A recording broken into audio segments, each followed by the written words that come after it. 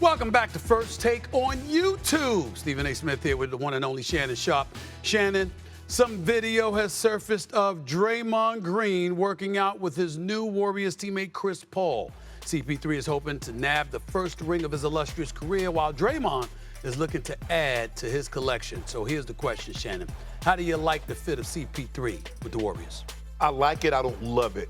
A three guard, they're already small. They already have a problem rebounding the basketball. But I like the fact because there was no love lost early on between Draymond and CP3. I didn't like you were over there, but I love you since you're here. And to try to build that chemistry, get an early start, a head start on the chemistry, I like it. But I don't love this CP3 with Draymond and Clay and Steph because they're already small. I didn't think it was an ideal fit, but here's what I do love. I love the fact that they were seen working out. Yes. Because if you remember when CP3 first arrived, he hadn't heard from Draymond in a while. Right. There were weeks that went by before Draymond returned his phone call. Right. Because he really didn't want to work out with them because that's just not what he was feeling because of the relationship with him and CP3 and the competition that they had gone through throughout the years. So you have to take that into consideration. But nevertheless, they were on the basketball court working out together. They clearly have talked by now.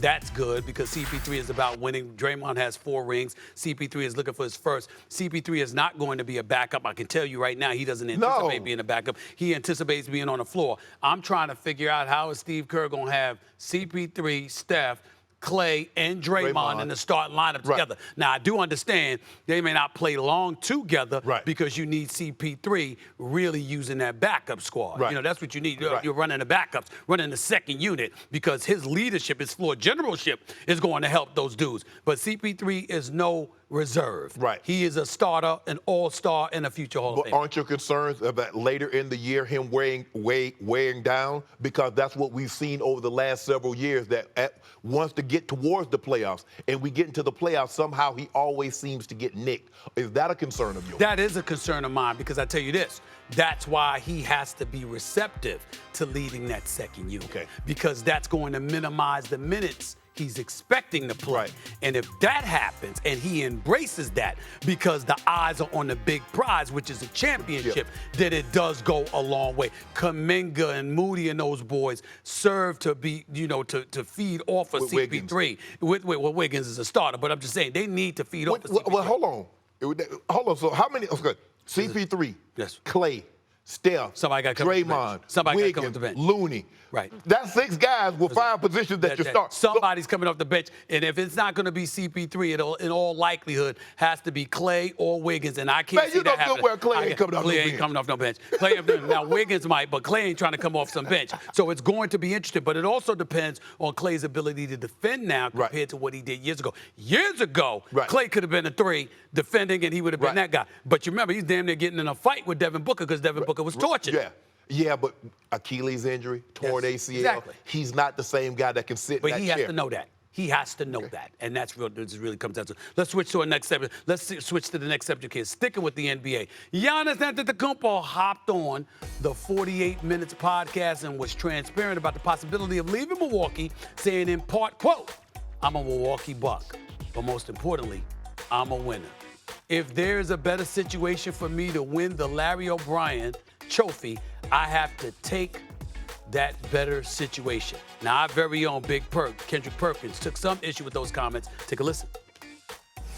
If I'm Giannis's teammates, I feel a little bit disrespected because the Bucks have done everything in their power to make sure that they put the pieces around Giannis to be successful. I mean, Jesus Christ, they had the best record in the league last season. They just came up short to the Miami Heat, and it was a failure. But at the end of the day, when it comes down to being aggressive in the offseason, didn't the Bucks make the trade to get Drew Holiday?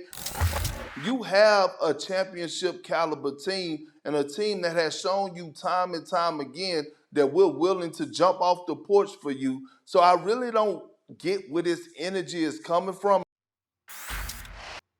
Thought, Shannon? I agree with Big Perk. Adrian Griffin, you got a new coach. Hell, he's just getting there. Give him a chance. You gave Mike Budenholzer a chance. That's right. And you got your brother occupying 2 roster spots. Oh, we going to talk about that? You know good and well, Giannis, your brothers probably not going to be playing for any other team in the NBA except Milwaukee, and that's only because of you. So you keep talking about surrounding you with talent. There's 2 spots that's being occupied by your brothers.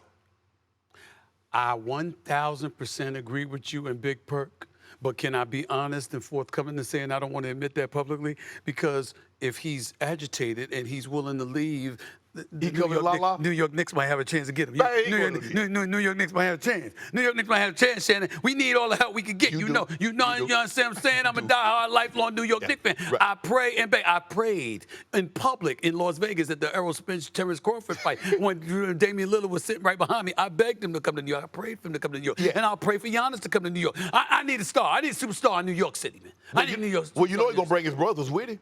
I'll take him. I'll take him. Oh, you take the You take the family. It's a family. Hey, man, I'll take the brothers, Shannon. I mean, I don't give a damn. Beggars can't be choosy, man. Beggars can't be choosy. But come on, Giannis, man, bro. They done moved heaven. Adrian Griffin is there. His first year on the job. Yeah, you already talked about leaving. Give him a chance, man. Yes. Give him a chance. And they've given Giannis everything that he's wanted. Yes. And they've won a championship. You know what this really says? He's really got some trepidation about his belief in Middleton and Drew Holiday. Yeah. Because if you feel that there's still those dudes, you're not saying what he said. I think he's concerned about Middleton's knee. He's concerned about that knee. Because I think Holiday is still an outstanding two-way player. Yeah, but Jimmy Butler, you saw what Jimmy Butler did to him. Yeah. And if Jimmy Butler did that to him, chances are Jaylen Brown, Jason Tatum, or Butler again will do that to him. Jimmy Butler has the ability to do that in the regular season to a lot of guys that we think are elite defenders. Well, so they ain't no. You mean the postseason? Postseason. That's right. So that's no shame in Jimmy Butler hitting you up for 50 plus. I agree. But the shots that he was hitting, it wasn't like they were uncontested. Well, it's not just that. It's how he was talking to him while he was doing it. It's one thing for somebody to bust you bust your ass. It's another thing entirely for them to tell you they're going to do it and then talk to you after they did it. It's like excruciating. I've never seen Drew Holiday that emotional before, but he was that day. Right. And ass kicking will do that. Yeah. I mean, hey, they get the best of him. You saw what Clay totally got out of character when Book was giving him that work. I got you.